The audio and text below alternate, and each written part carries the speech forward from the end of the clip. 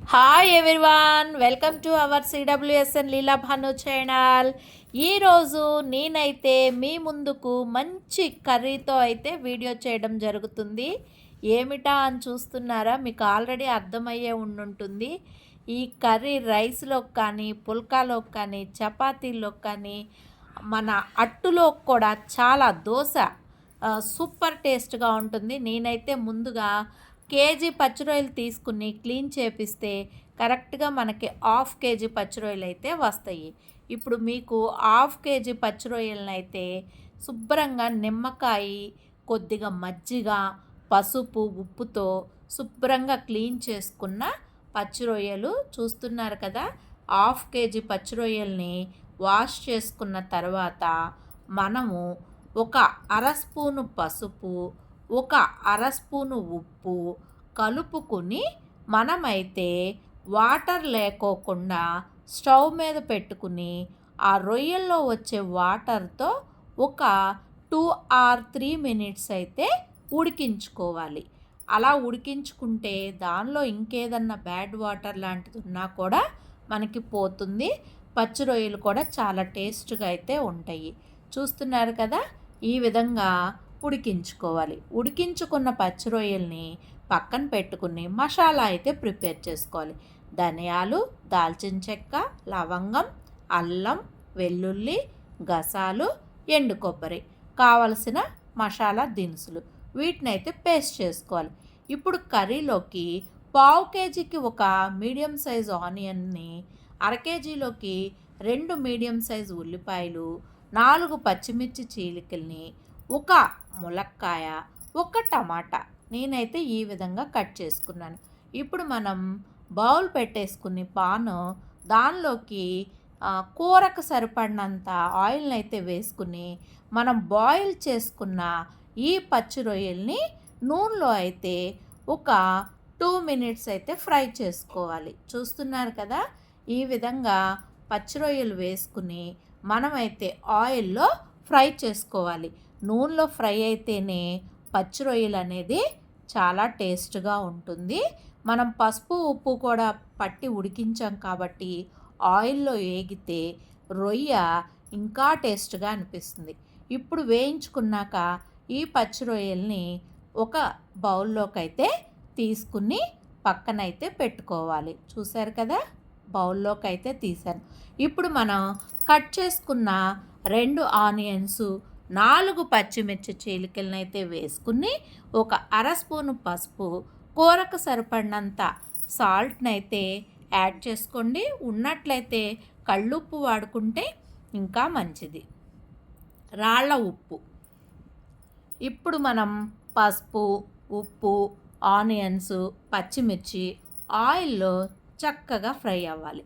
ఉల్లిపాయ ఎంత ఫ్రై అయితే మనకి కూర అంత టేస్ట్గా ఉంటుంది. ఈ ఉల్లిపాయ ఫ్రై చేసేటప్పుడు మనం మీడియం మంట మీదే ఫ్రై అయితే చేసుకోవాలి.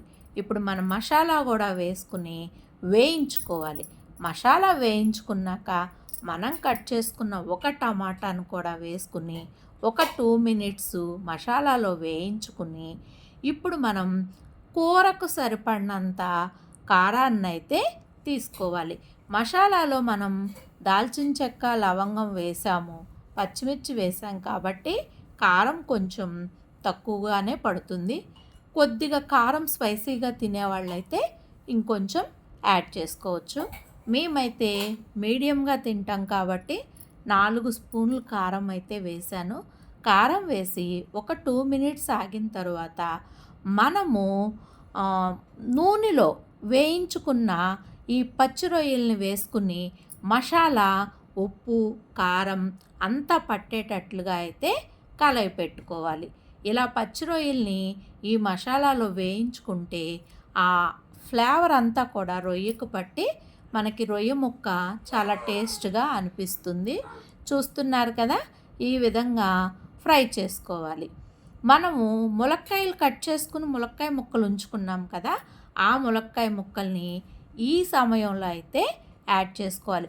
ముందే వేసుకుంటే మనకి ములక్కాయ చితికే అవకాశం ఉంటుంది. అందుకని మనం ఇలా అంతా ఫ్రై అయిపోయినాక వాటర్ ఎప్పుడైతే యాడ్ చేస్తామో ఆ 2 మినిట్స్ ముందు మనం ఇలా ములక్కాయ ముక్కల్ని యాడ్ చేసుకుని ములక్కాయ ముక్కల్ని కూడా మసాలాలో కలిసేటట్లుగా తిప్పుకుని ఇప్పుడు మనం వాటర్ అయితే పోసుకోవాలి. ఎప్పుడూ చెప్పినట్లుగానే హాట్ వాటరే పోసుకోండి.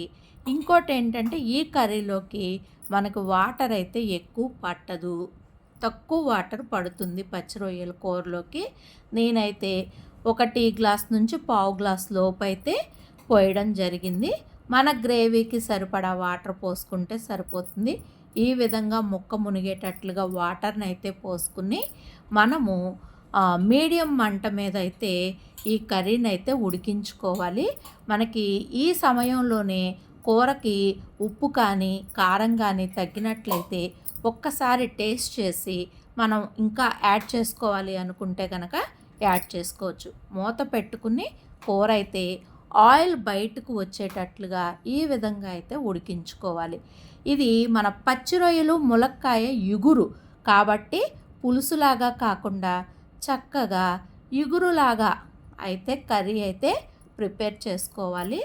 ఈ పచ్చి రొయ్యలు ములక్కాయ కూర ఎంతో కమ్మని రుచిగా అయితే ఉంటుంది. నేను చెప్పిన విధంగా మీరు ఒక్కసారి ఈ పచ్చి రొయ్యలు ములక్కాయ కర్రీని అయితే ట్రై చేయండి. దోశలోకి, చపాతీలోకి, రోటీలోకి, పుల్కాలోకి, వేడి అన్నంలోకి అయితే ఈ కర్రీ చాలా సూపర్గా ఉంటుంది. మన పచ్చి రొయ్యలు ములక్కాయ కూర నచ్చినట్లయితే లీలా భాను ఛానల్ని సబ్స్క్రైబ్ చేసుకోండి. ఈ వీడియో చూసిన మిత్రులు లైక్ చేయండి, షేర్ చేయండి. Thank you. Bye bye.